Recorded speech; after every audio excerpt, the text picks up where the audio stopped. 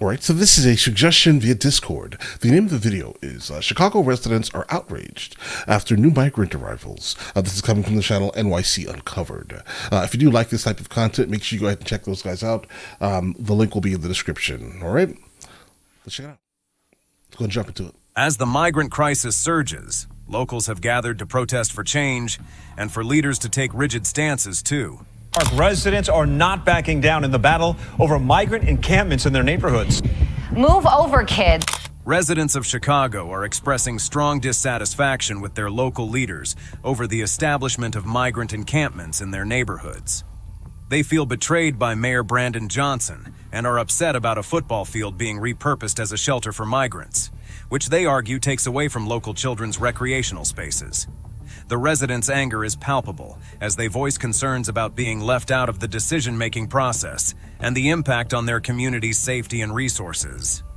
People that we selected to help us out are selling. People that we selected to help us out are selling us out, a resident states, highlighting the sense of betrayal felt by the community. The sentiment is echoed across various neighborhoods, from Roseland to Brighton Park, where residents are standing firm against the decision to house migrants in their areas. Guys, imagine this here, okay? Imagine you are in an underserved area, specifically the south side of Chicago, right? And you've been begging, basically pleading with the local government. They use aldermans there, right? So you've been pleading with the aldermans to plead with the mayor, right? Specifically to move funds to this region because, hey, everything around us is a desert. Imagine then the government keeps saying they cannot afford it, they cannot afford it, they cannot afford it. And then out of nowhere, miraculously, you find money out of nowhere, okay? And then start building things in this extremely underserved community exclusively for people who are not even from this country, okay? So imagine, imagine the level of rage some of these people feel there, guys, right? Is it going to change their voting ability, though? Their voting capabilities, their voting, how they vote, guys? Probably not, right? But that's what the problem is happening right now, at least in this area. I would all the women sold us out. Nobody asked us. Nobody told. They are particularly incensed by the lack of communication from city officials, with one noting, "Nobody asked us. Nobody told us," right, illustrating their frustration with being excluded from discussions about the migrant shelters. The financial implications of the city's decisions are a major point of contention. A divided city council has approved $51 million for migrant crisis funding, yet locals are questioning where their tax dollars are going. They argue that funds should be directed toward improving public services for Chicago's residents, not just migrants. Right. Why do we always got to be at the bottom of the barrel? One resident asks, highlighting the perceived misallocation of resources. And safety concerns are at the forefront of the community's objections. The influx of migrants, many of whom are men, has raised alarms among residents who feel increasingly unsafe in their own neighborhoods. Reports suggest a troubling portion of the migrants have been identified as criminals, exacerbating the community's fears. These migrants put the lives of Chicago citizens at great risk, a resident claims, articulating the perceived threat to public safety. The use of public spaces, particularly schools, for migrant housing is another critical issue. The decision to convert educational facilities into shelters has sparked outrage among residents who believe schools should be dedicated to educating children, not accommodating migrants. Yeah, and guys, keep in mind, a lot of the schools in specifically the south side of Chicago are completely closed, all right? Instead of reopening them for the actual people of that area, they open them specifically for migrants. Schools should focus on nurturing the next generation, not serving as makeshift shelters. A statement reflects the community's concerns about the impact on education and the future of their children.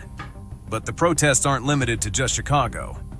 A vehicle convoy called Take Our Border Back plans to rally at the U.S.-Mexico border to protest against illegal immigration. The convoy, starting in Virginia, will hold events in Eagle Pass, Texas, Yuma, Arizona, and San Isidro, California. Organizers claim the protest is meant to be peaceful and focused on prayer.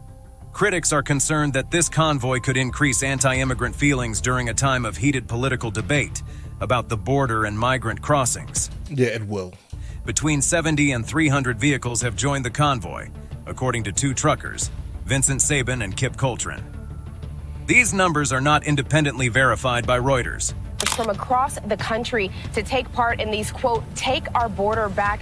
The convoy aims to draw more attention to border security issues as illegal border crossings have hit record highs. This has become a significant point in political discussions, with Republicans, led by Donald Trump, advocating for stricter border policies.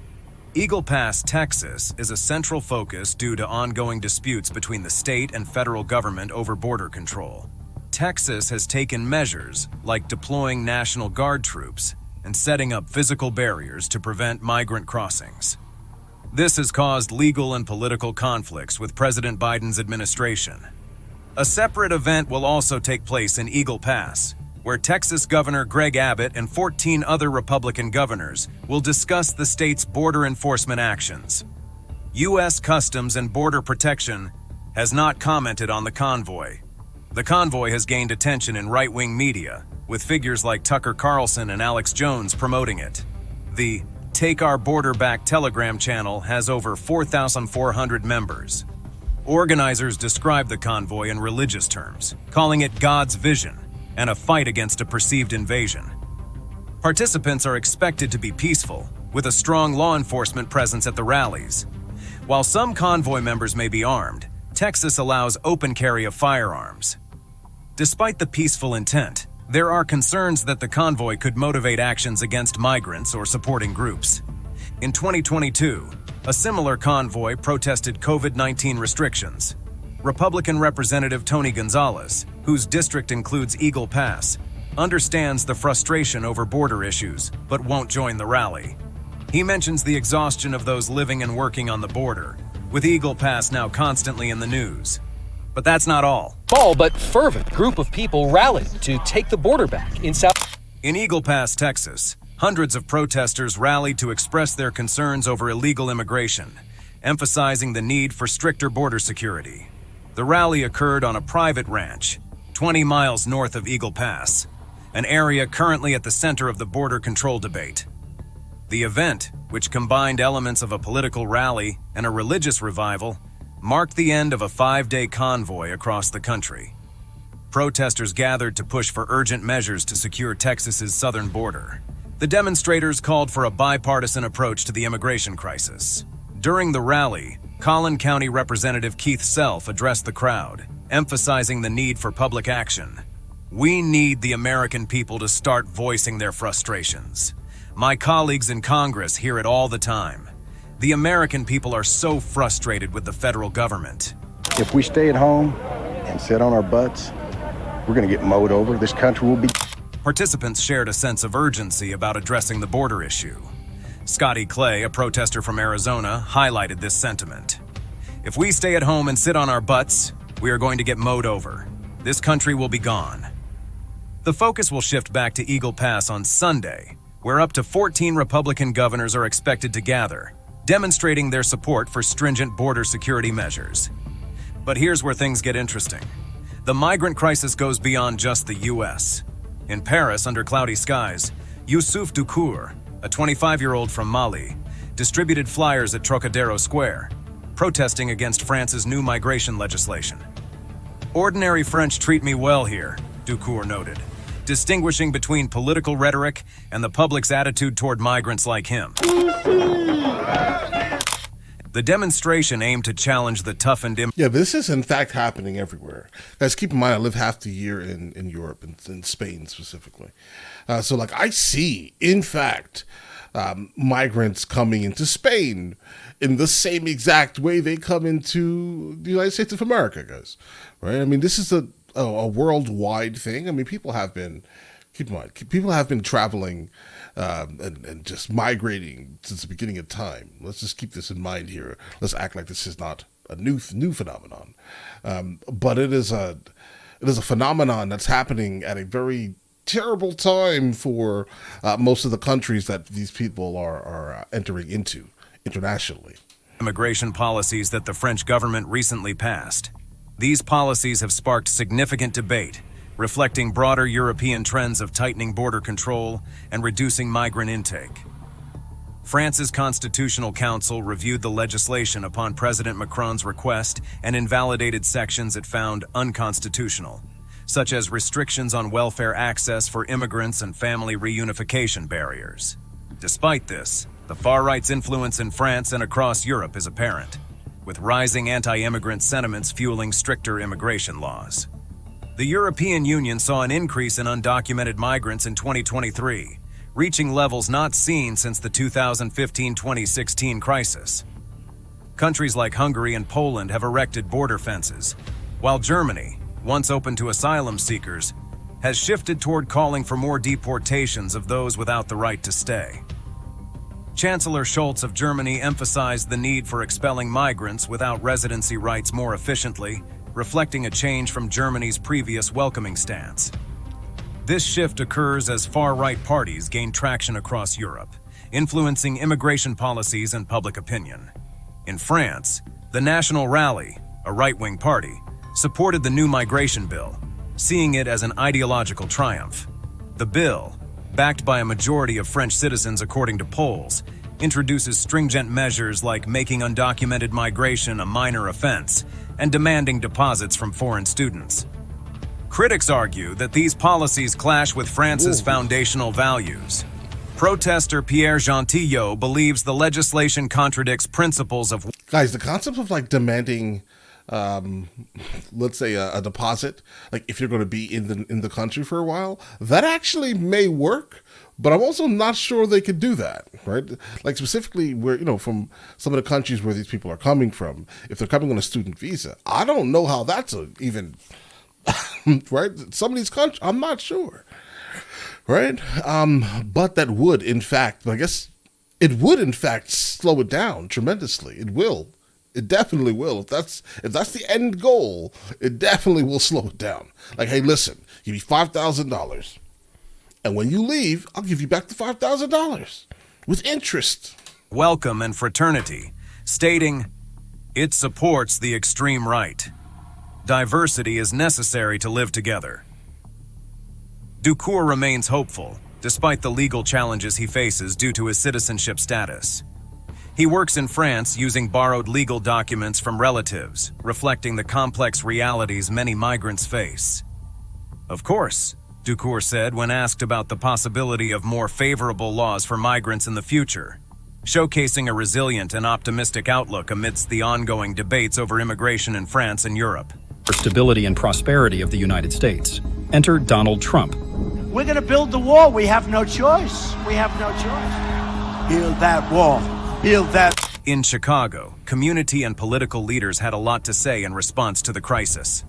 Mayor Brandon Johnson emphasized the importance of supporting asylum seekers, stating, "These are not illegal people.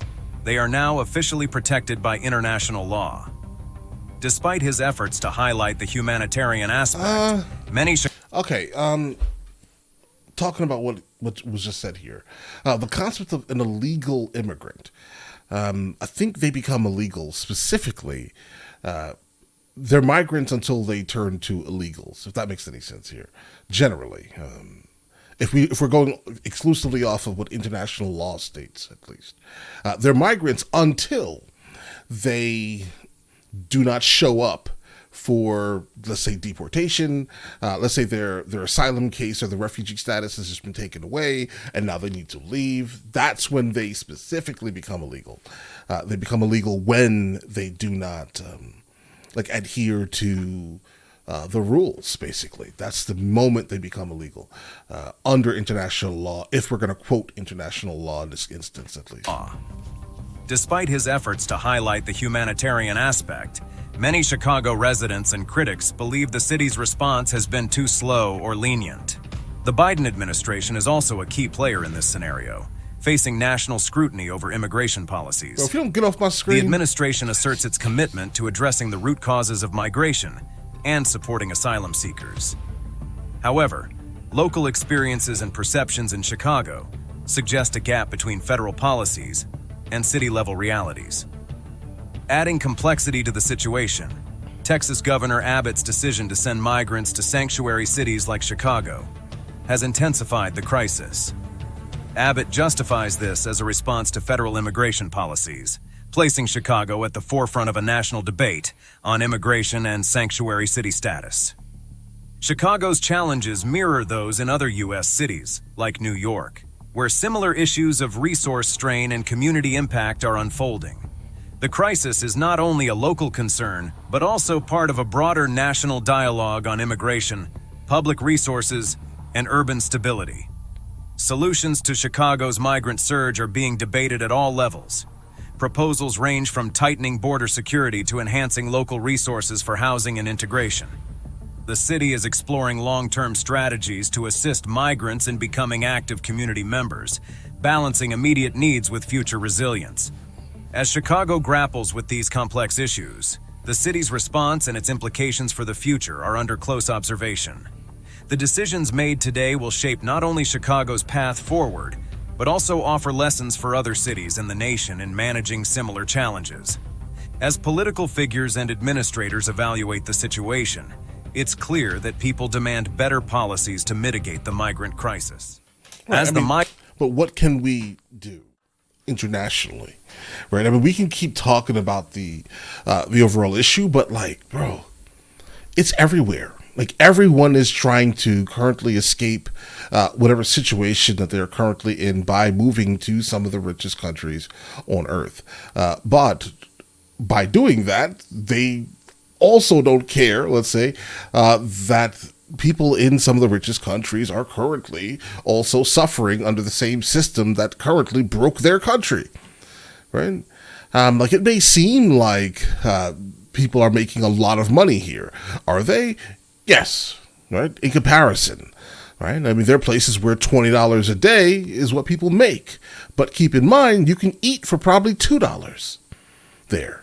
Can you eat well or feed your family well for $2 here? No, right? I mean, inflation has absolutely broken this nation completely, right? So just because you see here in the United States of America, people make, $5,000, $10,000, $20,000 a month or whatever they're making, right? Cost of living here is absolutely insane, right? That's it. We're being taken advantage of, bros. We are. All right.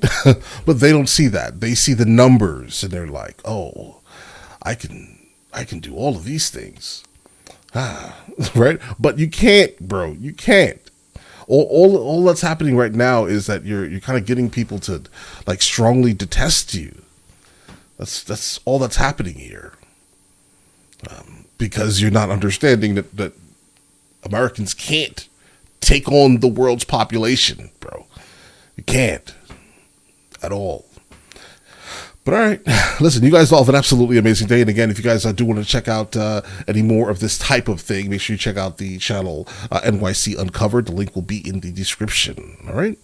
I'll catch you guys later. Guys, before we go, are you guys subscribed to the other channels? Logical Movie Reviews with Mr. L. Boyd along with Mr. L. Boyd Music. Both are found in the description. Check it out.